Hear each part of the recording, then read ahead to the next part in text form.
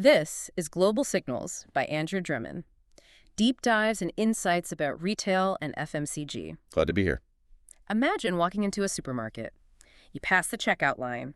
You see the bright candy wrappers. You see the snack displays. And you feel absolutely nothing. Right, no urge at all. Yeah, no urge, no craving. You are completely immune to the marketing traps. And, for almost 2 million people in Britain right now, that is not a superpower. It is a side effect. A very real side effect. Exactly. We have a brand new report from June 2026. And the goal today is simple. We are looking at how weight loss drugs are blowing a massive hole in grocery store revenues. Yeah, the shopping basket looks completely different today than it did just 2 years ago. We have concrete numbers now. Because these drugs used to be, private medical treatments, just for very specific patients. Right. But now they are a mainstream consumer force. I mean, they are fundamentally changing how millions of people buy food. And supermarkets are selling significantly less food because of it. So I want to start with the sheer size of this change. The macro shockwave. It is a shockwave. Because some retail experts used to brush this off. They thought these medications were just for the ultra-wealthy, a small niche trend.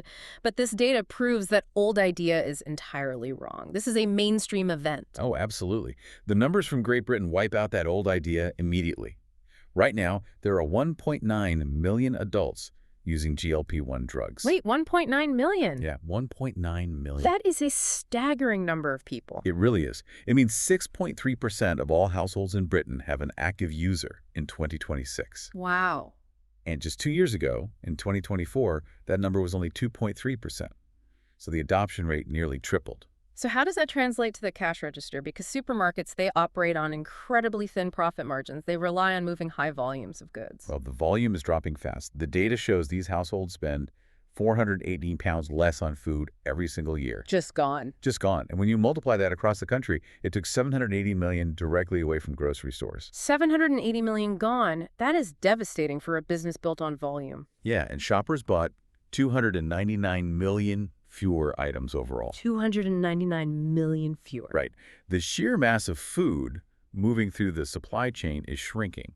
And, we see the exact same pattern in Spain. So it hits continental Europe just as hard. It does. Spain has 500,000 active users.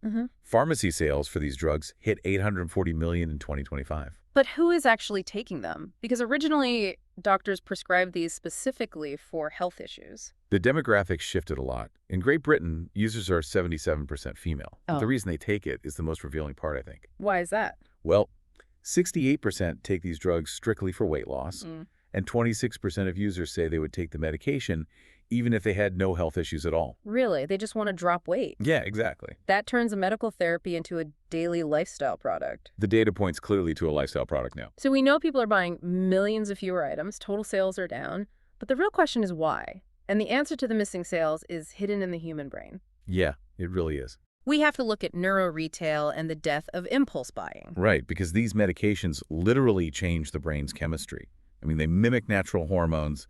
They signal to your brain that you are completely full. Oh, I see. And they also physically slow down how fast your stomach empties.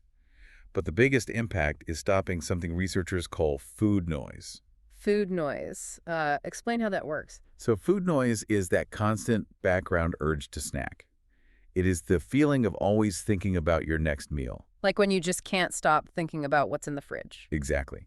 And 54% of users in the report say their cravings and food noise dropped drastically. That changes the entire shopping experience. But it really does. 11% report they do not even enjoy rich, indulgent foods anymore. Oh. Yeah, and 52% say they eat mindfully now. They only eat when they feel actual physical hunger. And that ruins the classic supermarket strategy because a grocery store is built like a trap for impulse buying. It is a trap, yeah. Retailers use bright colors and strategic placement to catch you when you feel tired or hungry. But if you take this drug, you become immune to the trap. You are totally immune. You do not feel the food noise. You just walk right past the chocolate without a second thought. And the impulse buy model is breaking down because of it. We see the damage in the junk food numbers right now. In Britain, chocolate sales fell 18 percentage points faster for users compared to non-users. 18 points faster. Yeah, and 72% of them cut back on crisps. Does it impact alcohol sales as well? Yes, it does. The drug dampens the reward system in the brain. Empty calories just lose their appeal entirely. In Spain, wine sales are down 12.5%. That is a big drop. and beer sales dropped by 11.4%. So junk food and alcohol take a huge hit. But someone has to be winning here. What are they actually putting in the cart? Healthy raw ingredients win. In Spain, olive oil sales jumped 24.8%. Wow, almost 25%. Yeah, and fresh peas grew by 5.9%. So people are cooking real food. But, this brings us to a very strange paradox in the report. Supermarkets are losing money on food, but they are seeing a massive boom in the personal care aisle. Yes, the personal care boom. Analysts call it the GLP-1 Mouth paradox. And I have to ask, why does a stomach drug ruin your teeth? It is a weird chain reaction. It comes down to biological receptors. The drug receptors are not just in the stomach, they also exist in the salivary glands. Oh, really? Yeah, so the medication actively lowers the flow of saliva in the mouth. And without saliva, the mouth cannot protect itself. Right, saliva is the natural defense system. It washes away debris and kills bacteria. So when saliva drops, users get severe dry mouth. Which is painful. Very painful. And that leads directly to bad breath, rapid tooth decay, and gum disease. And eating less food probably makes that worse, right? It accelerates the problem. Less eating means less physical chewing. And chewing is the mechanical trigger that tells your body to produce saliva. Oh, I didn't know that. Yeah, without chewing, the mouth just stays dry. So they are rushing to the pharmacy aisles to fix the pain. They are buying massive amounts of oral care products. Spending on mouthwash is up 20 percentage points. 20 points. And spending on chewing gum jumped 24 percentage points. Just to chew something, they are chewing gum just to force their saliva glands to wake up and work. That is the main reason, yeah. Yeah. But they need very specific products. Like what? Standard mouthwash contains alcohol. Alcohol dries the mouth out even more, so users avoid it entirely. They search for enzyme-based mouthwashes instead. What about the gum? They only want sugar-free gum made with xylitol. And retailers are also moving more high-value hardware. Water flossers and electric toothbrushes are selling fast. This is a perfect example of a new shopper profile. The physical changes in the body force a change in the store. Exactly. So now we have to look at how retail and brand portfolios are re-engineering themselves to survive. Because stores know they must adapt. Consumers eat less food overall, so the food they do eat must have high nutritional density. Right, they cannot waste stomach space on empty calories. No, they can't. So what are they demanding from food brands? High protein is the top priority. Rapid weight loss can break down muscle tissue, so high protein protects the muscle. That makes sense. They also demand high dietary fiber. Slower digestion causes severe constipation, so fiber is essential. And they probably want smaller boxes, too. They do. 40% of users explicitly want smaller portion sizes, and 26% want dedicated aisles in the grocery store just for these specific needs. Which forces a major strategy shift. Brands cannot just shrink the box, cut the volume, and charge the same price. No, shoppers will not accept that. Right, brands have to pack better nutrients into that smaller space to make it worth buying. So how are grocery chains handling this? Well, Ocado built a dedicated virtual weight management aisle. It allows shoppers to filter for high-protein and low-sugar items easily online. That is smart. What about physical retail spaces? M&S launched a new line of modest, nutrient-dense meals. And Morrison's did something very clever. They introduced a specific chicken casserole that weighs exactly 280 grams. Why specifically 280 grams? Because it is the perfect size for a medically suppressed appetite. The shopper can actually finish the meal. Oh, so no food is wasted. Exactly. And this gives them confidence to buy it again. And the pharmacy chains, how are they changing? Boots completely changed its marketing angle. They stopped talking strictly about weight loss.